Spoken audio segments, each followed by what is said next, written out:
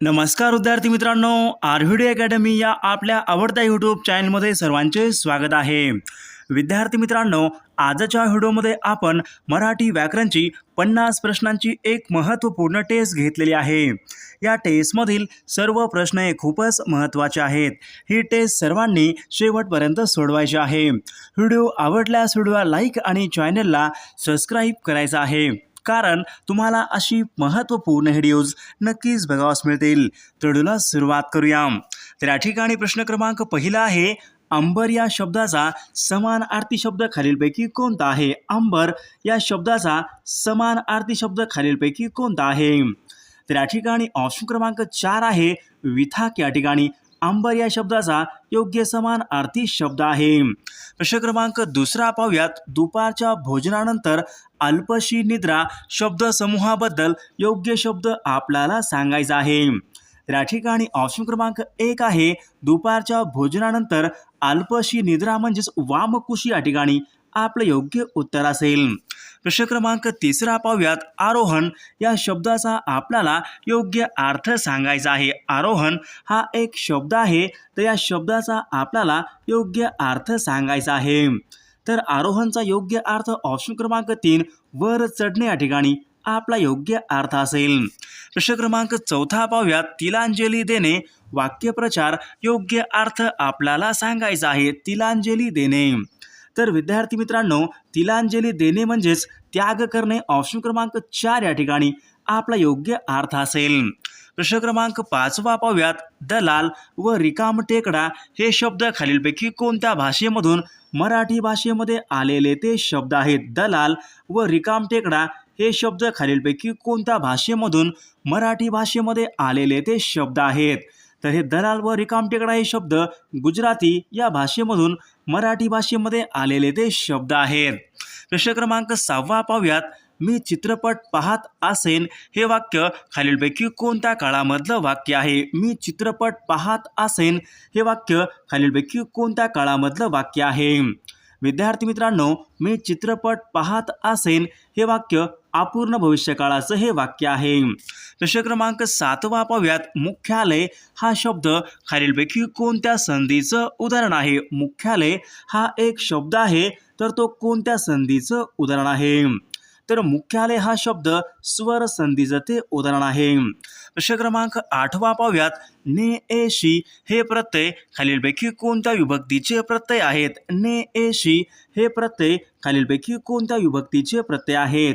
तर ने ए शी हे प्रत्यय तृतीया या विभक्तीचे ते प्रत्यय आहेत. प्रश्न क्रमांक 9 पाहूयात, अनिल हे खालीलपैकी कोणत्या कवीचं टोपण नाव आहे? अनिल हे खालीलपैकी कोणत्या कवीचं टोपण नाव आहे? तर अनिल हे आत्माराव रावजी देशपांडे या कवीचं अनिल हे टोपण नाव आहे. प्रश्न क्रमांक 10 पाहूयात, वाक्याचा आपल्याला प्रयोग ओळखायचा आहे. तर या ठिकाणी वाक्य आहे, आईने बाळाला निजविले हे वाक्य खालीलपैकी कोणत्या प्रयोगामधलं वाक्य आहे? तर हे वाक्य सकर्मक भावे या प्रकारचं हे वाक्य आहे. प्रश्न क्रमांक 11 पाहूयात, विरुद्धलिंगी शब्द आपल्याला ओळखायचा आहे. तर या ठिकाणी एक शब्द आहे युवक, तर युवक या शब्दाचा आपल्याला विरुद्धलिंगी शब्द ओळखायचा आहे. तर युवक या शब्दाचा विरुद्धलिंगी शब्द युवती या ठिकाणी आपले योग्य उत्तर असेल. प्रश्न क्रमांक 12 पाहूयात, ज्यावेळी दोन वाक्य उभयनवी अव्ययांनी जोडली जातात त्यावेळी खालीलपैकी कोणते विरामचिन्ह वापरतात? ज्यावेळी दोन वाक्य उभयनवी अव्यय यांनी जोडले जातात त्यावेळेस खालीलपैकी कोणते विरामचिन्ह वापरतात? विद्यार्थी मित्रांनो, त्यावेळेस अर्धविराम या ठिकाणी आपलं योग्य उत्तर असेल. प्रश्न क्रमांक 13 पाहूयात, आकाश या शब्दाचा समानार्थी नसलेला शब्द खालीलपैकी कोणता आहे? आकाश या शब्दाचा समानार्थी नसलेला शब्द आपल्याला ओळखायचा आहे. तर या ठिकाणी ऑप्शन क्रमांक 4, नीरज या ठिकाणी आकाश या शब्दाचा समानार्थी नसलेला शब्द होईल. प्रश्न क्रमांक 14 पाहूयात, भूपाल या शब्दाचा समानार्थी शब्द खालीलपैकी कोणता आहे? भूपाल या शब्दाचा समानार्थी शब्द कोणता आहे? तर भूपालचा समानार्थी शब्द राजा या ठिकाणी आपला योग्य समानार्थी शब्द असेल. प्रश्न क्रमांक 15 पाहूयात, अनुकूल या शब्दाचा आपल्याला विरुद्धार्थी शब्द सांगायचा आहे. अनुकूल या शब्दाचा आपल्याला विरुद्धार्थी शब्द सांगायचा आहे. तर अनुकूल या शब्दाचा विरुद्धार्थी शब्द प्रतिकूल या ठिकाणी आपलं योग्य उत्तर असेल. प्रश्न क्रमांक 16 पाहूयात. अनेक शब्दाबद्दल एक शब्द आपल्याला सांगायचा आहे. बालकांना झोपवण्यासाठी गायले जाणारे गीत म्हणजेच खालीलपैकी काय असेल? तर विद्यार्थी मित्रांनो, ऑप्शन क्रमांक या ठिकाणी अंगाई गीत या ठिकाणी आपलं योग्य उत्तर असेल. प्रश्न क्रमांक 17 पाहूयात. नाव सोनूबाई हाती कथळाचा वाळा या म्हणीचा योग्य अर्थ आपल्याला सांगायचा आहे. तर या म्हणीचा योग्य अर्थ असेल ऑप्शन क्रमांक 3 नाव मोठे पण कर्तृत्व कमी प्रतीचे असणे या म्हणीचा योग्य अर्थ आहे. प्रश्न क्रमांक 18 पाहूयात. खडे चारणे वाक्यप्रचार योग्य अर्थ आपल्याला सांगायचा आहे. खडे चारणे, तर खडे चारणे म्हणजे ऑप्शन क्रमांक पराभूत करणे या ठिकाणी आपला योग्य अर्थ असेल. प्रश्न क्रमांक 19 पाहूयात. खालील आपल्या समोर 4 पर्याय आहेत. तर या 4 पर्यायापैकी आपल्याला अविकारी शब्द ओळखायचा आहे. अविकारी खालीलपैकी कोणत्या शब्दाची जात आहे? या ठिकाणी ऑप्शन क्रमांक 4 क्रियाविशेषण या ठिकाणी आपलं योग्य उत्तर असेल. प्रश्न क्रमांक 20 पाहूयात. मी रस्त्याने जात असेन हे वाक्य खालीलपैकी कोणत्या काळामधलं वाक्य आहे? मी रस्त्याने जात असेन हे वाक्य कोणत्या काळाचं वाक्य आहे? तर विद्यार्थी मित्रांनो, हे वाक्य अपूर्ण भविष्य काळाचं हे वाक्य आहे. प्रश्न क्रमांक 21 पाहूयात. दिग्विजय हा एक शब्द आहे, तर तो कोणत्या संधीचं उदाहरण आहे? दिग्विजय हा शब्द खालीलपैकी कोणत्या संधीचं उदाहरण आहे? तर दिग्विजय हा शब्द व्यंजन या संधीचं ते उदाहरण आहे. प्रश्न क्रमांक 22 पाहूयात. चाचीचे हे प्रत्यय कोणत्या विभक्तीचे प्रत्यय आहेत? चाचीचे हे प्रत्यय कोणत्या विभक्तीचे प्रत्यय आहेत? तर चाचीचे हे प्रत्यय षष्ठी या विभक्तीचे ते प्रत्यय आहेत. प्रश्न क्रमांक 23 पाहूयात. अजन्म हा शब्द खालीलपैकी कोणत्या प्रकारच्या समासाचं उदाहरण आहे? अजन्म हा एक शब्द आहे, तर तो कोणत्या प्रकारच्या समासाचं उदाहरण आहे? अजन्म जन्मापासून. तर विद्यार्थी मित्रांनो, ऑप्शन क्रमांक 4 अवयभाव समास या ठिकाणी आपलं योग्य उत्तर असेल. प्रश्न क्रमांक 24 पाहूयात.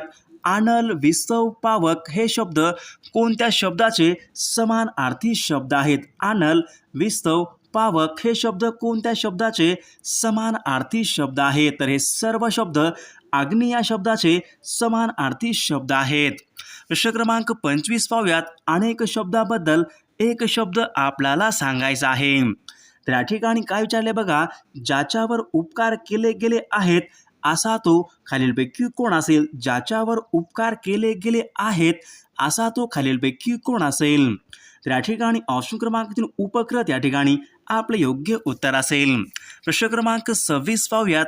मागील कालखंडाचा धावता आढावा घेणे म्हणजेच खालीलपैकी काय असेल? मागील कालखंडाचा धावता आढावा घेणे म्हणजेच खालीलपैकी काय असेल? तर या ठिकाणी ऑप्शन क्रमांक 1 सिंहावलोकन या ठिकाणी आपले योग्य उत्तर असेल. प्रश्न क्रमांक 27 पाहूयात. वाक्यप्रचार योग्य अर्थ आपल्याला सांगायचा आहे. तर या ठिकाणी एक वाक्यप्रचार आहे पायमल्ली करणे. तर पायमल्ली या वाक्यप्रचाराचा योग्य अर्थ खालीलपैकी कोणता असेल? तर पायमल्ली करणे म्हणजे अवमान करणे. ऑप्शन क्रमांक 4 या ठिकाणी आपलं योग्य उत्तर असेल. प्रश्न क्रमांक 28 पाहूयात. खर्च, मेहनत, हुकूम हे सर्व शब्द खालीलपैकी कोणत्या भाषेमधून मराठी भाषेमध्ये आलेले ते शब्द आहेत? खर्च, मेहनत, हुकूम हे सर्व शब्द खालीलपैकी कोणत्या भाषेमधून मराठी भाषेमध्ये आलेले ते शब्द आहेत? तर हे सर्व शब्द अरबी या भाषेमधून मराठी भाषेमध्ये आलेले ते शब्द आहेत. प्रश्न क्रमांक 29 पाहूयात. खालील शब्दापैकी आपल्याला अविकारी शब्द ओळखायचा आहे. तर विद्यार्थी मित्रांनो, ऑप्शन क्रमांक 3 या ठिकाणी आपले योग्य उत्तर असेल. प्रश्न क्रमांक 30 पाहूयात. वाक्याचा आपल्याला काळ ओळखायचा आहे. तर या ठिकाणी वाक्य काय विचारले बघा. मी चित्रपट पाहत जाईन हे वाक्य खालीलपैकी कोणत्या काळाचं वाक्य आहे? मी चित्रपट पाहत जाईन. तर विद्यार्थी मित्रांनो, ऑप्शन क्रमांक रीती भविष्य काळाचं वाक्य या ठिकाणी आपले योग्य उत्तर असेल. प्रश्न क्रमांक 31 पाहूया. पुनर्जन्म हा शब्द खालीलपैकी कोणत्या संधीचं उदाहरण आहे? पुनर्जन्म हा शब्द खालीलपैकी कोणत्या संधीचं उदाहरण आहे. तर पुनर्जन्म हा शब्द विसर्ग संधीचा ऑप्शन क्रमांक 3 या ठिकाणी आपलं योग्य उत्तर असेल. प्रश्न क्रमांक 32 पाहूयात. स ला नाते हे प्रत्यय कोणत्या विभक्तीचे प्रत्यय आहेत? स ला नाते हे प्रत्यय कोणत्या विभक्तीचे प्रत्यय आहेत? तर विद्यार्थी मित्रांनो, स ला नाते हे प्रत्यय चतुर्थी या विभक्तीचे ते प्रत्यय आहेत. प्रश्न क्रमांक 33 पाहूयात. अरण्य या शब्दाचा समानार्थी शब्द खालीलपैकी कोणता आहे? अरण्य हा एक शब्द आहे. या शब्दाचा आपल्याला समानार्थी शब्द ओळखायचा आहे. अरण्य. तर अरण्याचा ऑप्शन क्रमांक 4 विपिन या ठिकाणी योग्य समानार्थी शब्द होईल. प्रश्न क्रमांक 34 पाहूयात. एकाच काळामध्ये होऊन गेलेले शब्द समूहाबद्दल एक शब्द आपल्याला सांगा. एकाच काळामध्ये होऊन गेलेले. तर विद्यार्थी मित्रांनो, एकाच काळामध्ये होऊन गेलेले समकालीन या ठिकाणी आपले योग्य उत्तर असेल. प्रश्न क्रमांक 35 पाहूया. ओनामा या शब्दाचा आपल्याला योग्य अर्थ सांगायचा आहे. ओनामा हा एक शब्द आहे. या शब्दाचा योग्य अर्थ पुढीलपैकी कोणता आहे? ओनामा. तर ओनामा करणे म्हणजे सुरुवात करणे. ऑप्शन क्रमांक 2 आपला योग्य शब्दाचा अर्थ असेल. प्रश्न क्रमांक 36 पाहूयात. खायला काळ भुईला भार या म्हणीचा आपल्याला योग्य अर्थ सांगायचा आहे. खायला काळ भुईला भार. तर या म्हणीचा योग्य अर्थ असेल ऑप्शन क्रमांक 3 आहे. ऑप्शन क्रमांक निरुपयोगी मनुष्य या ठिकाणी या म्हणीचा योग्य अर्थ होईल. पुढचा प्रश्न पाहूयात. गर्भगळीत होणे हा एक वाक्यप्रचार आहे. खालीलपैकी याचा अर्थ आपल्याला सांगायचा आहे. गर्भगळीत होणे. तर गर्भगळीत होणे याचा योग्य अर्थ पुढीलपैकी कोणता असेल? तर याचा अर्थ आहे ऑप्शन क्रमांक अतिशय घाबरणे या ठिकाणी याचा योग्य अर्थ असेल. पुढचा प्रश्न पाहूयात. पर्वणी हा एक अलंकारिक शब्द आहे. तर पर्वणी या अलंकारिक शब्दाचा आपल्याला योग्य अर्थ सांगायचा आहे. तर अतिशय दुर्मिळ संधी पर्वणी या अलंकारिक शब्दाचा योग्य अर्थ असेल. पुढचा प्रश्न पाहूयात. मी कादंबरी वाचत होतो हे वाक्य कोणत्या काळामधलं वाक्य आहे? मी कादंबरी वाचत होतो हे एक वाक्य आहे. तर हे कोणत्या काळामधलं वाक्य आहे? तर विद्यार्थी मित्रांनो, ऑप्शन क्रमांक 4 यायला पाहिजे. अपूर्ण भूतकाळाचं वाक्य या ठिकाणी आपलं योग्य उत्तर असेल. प्रश्न क्रमांक 40 पाहूयात. हाल अपेष्टा सहन करण्याचा गुण आपल्याला या ठिकाणी समूहदर्शक शब्द ओळखायचा आहे. हाल अपेष्टा सहन करण्याचा गुण आपला समूहदर्शक शब्द ओळखायचा आहे.